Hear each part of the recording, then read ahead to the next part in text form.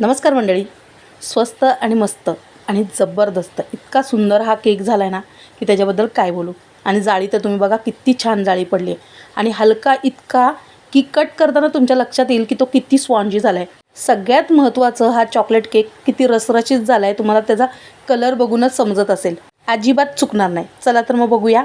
तर मी या जाळीवर 1 वाटी मैदा घेतलेला आहे आणि अर्धी वाटी साखर वाटून घेतलेली आहे मिक्सरमधून. आता ती आपण चाळून घेऊया. त्यानंतर त्याच्यामध्ये कोको पावडर घेतलेले आहे 2.5 चमचे, मोठे चमचे घेतले. मिल्क पावडर 2 चमचे घेतले. मीठ घेतलं आहे, बेकिंग पावडर घेतलं आहे, बेकिंग सोडा घेतलेला आहे. आता ते सुद्धा चाळून घेतलेलं आहे.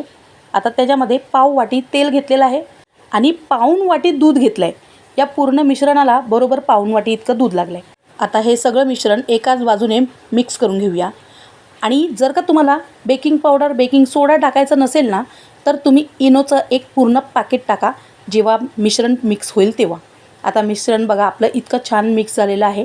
आता माझ्याकडे चॉकलेट आहे म्हणून मी टाकलेलं आहे. तुमच्याकडे नसेल तर नाही टाकलं तरी चालेल किंवा मग 20 रुपयाचं जे चॉकलेटचं पाकिट येतं ना डेअरी मिल्क ते सुद्धा किसून टाकलं तरी चालेल.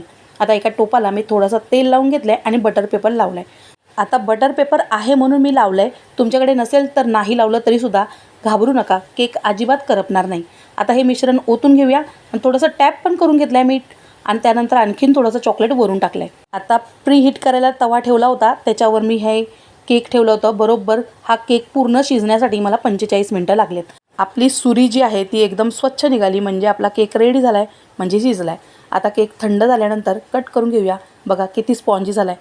आणि खरंच घरात जे साहित्य आहे, तुमच्याकडे मैदा नसेल ना तरी गव्हाच्या पिठाने सुद्धा तुम्ही केलं ना तर बाकीचं सगळं साहित्य आहे तेच घरामधलं तेच वापरा आणि केक करा. याचा डिटेल व्हिडिओसुद्धा आहे. जर आवडत असेल तर नक्की बघा.